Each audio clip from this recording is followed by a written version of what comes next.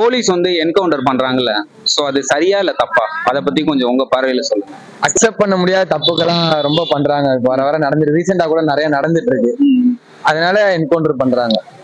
Encounter பண்றதுன்னு சொன்னாலே வந்து ஒரு அக்யூஸ்ட தான் அவங்க அந்த மாதிரி பண்றாங்க. டிபெண்ட்ஸ் ஆன் கேஸ் தான். ஆக்சுவலாவே ஒரு நிரபராதியா இருந்தா அவரை ஷூட் பண்றது தப்பு தான். அது தீமை அழிக்கப்பட வேண்டியதுதான். ஆனா அதுக்காக வந்து உயிர் கொள்ளக்கூடாது. இருக்கிற வரைக்கும் ரொம்ப பனிஷ்மெண்ட், பப்ளிக்கு பனிஷ்மெண்ட் கொடுக்கணும். அவனுக்கு பனிஷ்மெண்ட் கொடுத்தோன்னு வச்சுக்கோங்களேன், அது வந்து நல்லா இருக்கும். செத்த உடனே கொண்டு செத்து போயிடும், உயிர் போயிடுவாங்க இருக்கு. ஆனா அப்படி இருக்கக்கூடாது. ஸ்டேஜ் பேச அனுபவிக்கணும். என்கவுண்ட் பண்றது தவறு. அக்யூஸ்ட் மீன்ஸ் அவங்க ஒரு குற்றவாளி. குற்றவாளிங்கிறது எல்லா குற்றவாளியுமே அவங்க அப்படி போலீஸ் பண்ணிடுறது இல்ல. ஒரு பெரிய குற்றவாளிகள், கொடூரமான குற்றவாளிகள், அவங்க சட்டத்தெல்லாம் வளைச்சிடுறாங்க. மீறி அவங்கள நம்ம சட்டத்தினால தண்டிக்க முடியல அப்படிங்கறதுனாலதான் அவங்க போலீஸ் அந்த மாதிரியான ஒரு டிசைனுக்கு அவங்க போறாங்க. நிறைய கிரைம் பண்ணிருப்பாங்கல்ல, கொலை, குற்றம், கொள்ளை, அந்த மாதிரி அவங்க எல்லாம் என்கவுண்டர் பண்ணுவாங்க. நல்லதுன்னா என்கவுண்டர் பண்ணலாம், தேவையில்லாதுலாம் என்கவுண்டர். போலீஸ் வந்து தொந்தரவு பண்ணுவாங்க, அவங்க நோக்கத்துக்கு என்கவுண்டர் பண்ணுவாங்க.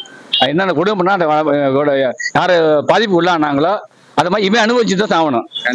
பண்ணக்கூடியவங்களையும் பண்ணா சரின்னு சொல்லலாம். ஆனா இங்க தமிழ்நாட்டுல வந்து என்கவுண்டர் பண்ண வேண்டியவங்களாம் பண்ண மாட்டாங்க. பெரிய பெரிய ரவுடியை பண்ணா தீர்வு கிடைச்சிடும். ஆனா பெரிய பெரிய ரவுடி பண்ண மாட்டாங்க, அதுக்கு கீழே உள்ளவங்களை பண்ணுவாங்க. அது பண்ணாலும் அந்த ரவுடிசம் எல்லாம் குறையாது. அதெல்லாம் பண்ணக்கூடாது, அவாய்ட். சரி, ஓகே. இப்போ போலீஸ் வந்து என்கவுண்டர் பண்ணிட்டு இருக்காங்கல்ல, அவங்க வந்து எப்படி முக்கியமான குற்றவாளிகளை என்கவுண்டர் பண்ணா உங்களுக்கு ஓகேவா? ஓகே.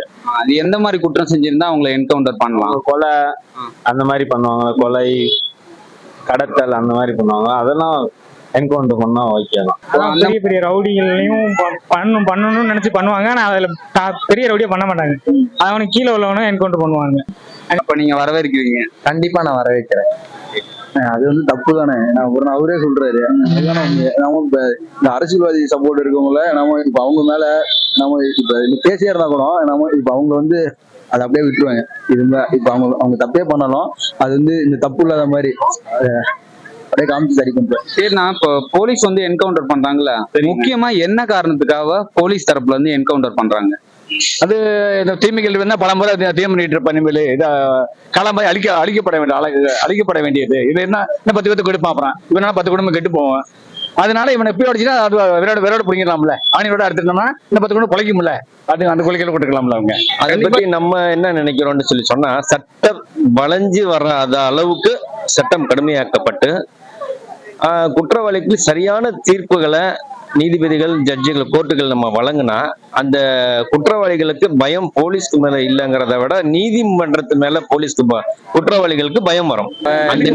புல்லுக்கு பாயுது இல்ல சில சமயத்துல, புள்ள முடியாது. அதாவது எவ்வளவு தீமையிலும் நன்மை இருக்கு, எவ்வளவு நன்மையும் தீமை இருக்குன்னு சொல்றாங்களா, அது மாதிரி இருக்கலாம்ல. அவனுக்கு நல்ல குணம் இருக்கலாம்ல. இப்ப உண்மையாலுமே அவர் தான் கொலை பண்ணியிருந்தாருன்னா இன்னைக்கு காலத்துல அவரை கோர்ட்டுக்கு கூட்டிட்டு போய் அவர் ஜஸ்டிஸ் வாங்கி கொடுக்கறதெல்லாம் ரொம்பவே லேட் ஆகும். அப்படியுமே ஈஸியா ஒரு பண செல்வாக்கு இருந்திருந்தா ஈஸியா பெயில்ல வந்துட போறாங்க.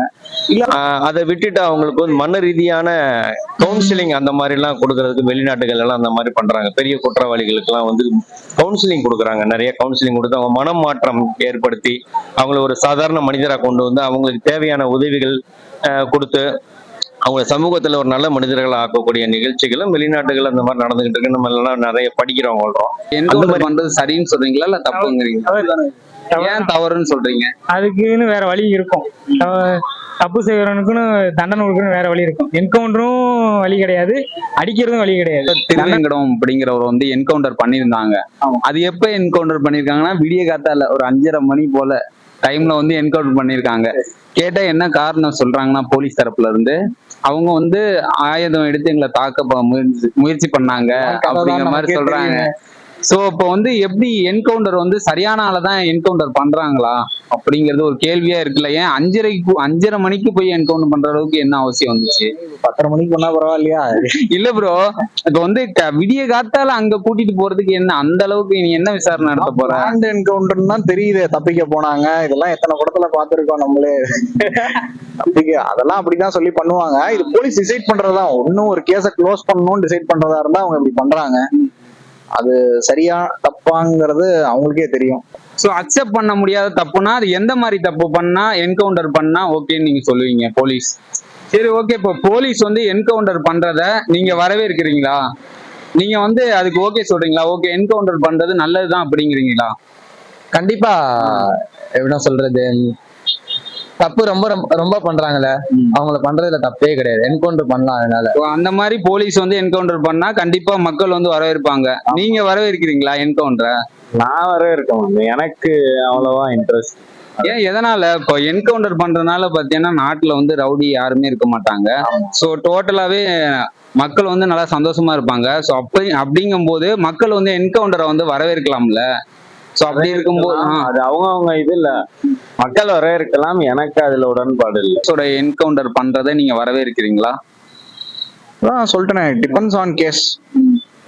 ஒரு விதத்துல கரெக்ட் தான். ஒருவேளை 100 குற்றவாளிகள் தப்பிக்கலாலும் ஒரு நிரபராதி தண்டிக்கப்படக்கூடாதுன்றது அதுபடி பார்த்தா தப்பு தான், இருந்துகிட்டு தான் இருக்கும். முக்கியமா என்கவுண்டர் வந்து போலீஸ் எதுக்காக பண்றாங்க? எந்த மாதிரி குற்றம் செய்யறவங்கள வந்து என்கவுண்டர் பண்றாங்க? சோ அதை பத்தி அதான் பெரிய குழந்தைய ரேப் பண்றது, குரூப்பா சேர்ந்துட்டு இந்த மாதிரிலாம் பண்ணுவாங்க. அந்த மாதிரி அந்த என்ன சொல்றது, இந்த கொலை பண்ணுவாங்களே அளவுக்கு மீறி எவ்வளவுதான் இப்ப விட்டாலும், சிறை தண்டனை கொடுத்துட்டு வெளியே விட்டாலும் திருப்பி அதை ஒழுங்கா இல்லாம திருப்பி மேற்கொண்டு கொலை பண்றாங்களா, அவங்களெல்லாம் என்கவுண்டர் பண்ண தப்பு இல்லை. 10 பேர் ஒரு 10 பேர் செத்து போயிருப்பான், ஆனா 2 பேர் பொழைச்சிருப்பாங்க அவன் நாளாச்சு. சொல்றீங்களா? டோட்டலா முழுமையா குற்றவாளி சொல்ல முடியாது சார். 2 பேரும் அவனால பொழைச்சிக்கிறா, 2 பேர் கூட அவனால பொழைச்சிருக்காங்க குடும்பம். ஆனா அந்த சொல்ல வராது குடும்பம், அதை பத்தி அழிஞ்சுதான் சொல்லும். நன்மை தீமை தான் சொல்லுது, தன்மையை சொல்லாது. நான் அவனால பொழைச்சு நான் சொல்லுவாங்களா? வெடுக்கிட்டு போட்டுட்டாங்க போலீஸ், ஆனா கூப்பிட்டு நான் பொழைச்சுன்னு சொல்லுவாங்களா? யாராவது குற்றவாளி கொண்டு போட்டாங்க, அது எப்படி பொழைச்சு சொல்லுவாங்க? போலீஸ் வந்து என்கவுண்டர் பண்ணிட்டு இருக்காங்கல்ல, அவங்க வந்து கரெக்டா தப்பு பண்றவங்கள தான் என்கவுண்டர் பண்ணிட்டு இருக்காங்களா, இல்ல வந்து வேற மாதிரி ஏதாவது என்கவுண்டர் பண்ணிட்டு இருக்காங்களா? நீங்க அதை பத்தி என்ன நினைக்கிறீங்க? இல்ல, கண்டிப்பா தப்பு பண்றவங்க தான் பண்ணுவாங்க, இல்லைன்னா அவங்க என்கவுண்டர் பண்ண மாட்டாங்க. அதெல்லாம் யோசிச்சு எல்லாம் சிபிஐ எல்லாமே அதை போய் பார்த்துருப்பாங்க, இவன் தானா அக்யூஸ்டான்னு கரெக்டா பார்த்துட்டு அதுக்கப்புறம் தான் என்கவுண்டர் பண்ண ஆரம்பிப்பாங்க. அதனால கரெக்டான ஆளை பார்த்து தான் என்கவுண்டர் பண்ணுவாங்க. என்கவுண்டர் அப்படிங்கிறது நமக்கு ஒரு மனித உரிமை அப்படின்னு பார்க்கும்போது ஒரு மீறலா தோன்றினாலும் போலீஸை பொறுத்த வரைக்கும் அது அவங்க சைட்ல அது சரியாவே அவங்க உணர்றதுனால அவங்க செய்யறாங்க. கேள்விப்பட்டிருக்கீங்க இந்த ஆம்ஸ்ட்ராங் கொலை வழக்கெல்லாம்? ஸோ ஒரு 10 பேர் சேர்ந்து 5 பேர் சேர்ந்து ஒரு ஆளை வந்து வெட்டி கொள்றாங்க. ஸோ அதை பத்தி எல்லாம் நீங்க நினைக்கிறீங்க, என்ன நினைக்கிறீங்க? அந்த சமூகத்துல இப்படிலாம் நடந்துட்டு இருக்கு. ஸோ எப்படி என்ன நினைக்கிறீங்க நீங்க? மோட்டிவ் தான் ப்ரோ, அவரை காலி பண்ணணும்னு இருக்க மோட்டிவ் ஏதாவது பண்ணி தான் தீர்றாங்க. அவரு இதுக்கு முன்னால எந்த இடத்துல எதுவும் பிரச்சனை பண்ணியிருக்காரா என்னன்னு நமக்கு தெரியாது. நமக்கு தெரிஞ்ச இந்த பேசிக் டாபிக் இவர் கொலை பண்ணப்பட்டிருக்காருன்னா மேபி அது ஏதாவது ஹிஸ்டரியா கூட இருக்கலாம். இப்போதைக்கு அவர் விக்டம், அவ்வளவுதான் நமக்கு தெரியும். 4 பேர் நல்லவங்க இருப்பாங்க, சரிங்களா? அவங்க ஒரு கெட்டவங்கனாலும் 4 நல்லவங்க வாழ்ந்துட்டு போவாங்க. அந்த நிலையை மாத்தணும். ஒரு குற்றவாளி போலீஸ்க்கு மேல காட்டுற பயத்தை விட சட்டத்தை கண்டு அவங்க பயப்படணும். சட்டம் நம்மளை தண்டிக்கும், போலீஸை நம்ம ஏமாத்திடலாம், நாளைக்கு கோர்ட்டுக்கு போயிட்டா கோர்ட்ல நம்ம வந்து தப்பிக்க முடியாது, கோர்ட்டுடைய தண்டனை நமக்கு அதிகமா இருக்கும், நம்முடைய வாழ்நாள் பாதிக்கப்படும், இதனால நம்ம குடும்பங்கள் பாதிக்கப்படும் அப்படிங்கிற ஒரு எண்ணம் வந்து ஏற்படணும். நம்ம இந்த என்கவுண்டர் சொல்றாங்களே, நம்ம இப்ப அவங்களை வந்து நம்ம ஒரு இடத்துல நிக்க வச்சு அப்படி சுட்டு தரலானே, இந்த என்கவுண்டர் பண்றாங்களா போலீஸ்? சோ என்ன மாதிரி குற்றங்கள் பண்ணா என்கவுண்டர் பண்ணா ஓகே? மேஜரா இன்னைக்கு இஷ்யூ நம்ம என்ன எடுத்தாங்கன்னா, இன்னைக்கு இதுல பார்த்தோம்னா ஆல்பர்ட் இந்த கேஸ் பேசிக்கலாம். என்ன இருந்தாலும் இப்போ சைல்டு ரேப் இது மாதிரி இஷ்யூஸ் எல்லாம் இருக்கிறதுல என்கவுண்டர் பண்றது சரியான விஷயம் தான் நான் நினைக்கிறேன். இப்ப சட்டத்தை வளைக்கிறதுக்கான வழிகள் நிறைய இருக்கிறதுனாலதான் இவங்க வந்து சாதாரணமான இந்த மாதிரி குற்றங்கள் அதிகரிச்சுக்கிட்டே போறது. போலீஸும் அவங்க ஒரு சட்டத்தை இவங்களால வளைச்சு வெளியே வந்துருவாங்க, வந்தா மறுபடியும் மக்களுக்கு பாதுகாப்பு இல்லை அப்படிங்கிற நிலையில அவங்க எடுக்க வேண்டிய ஒரு சூழ்நிலை இருக்கு.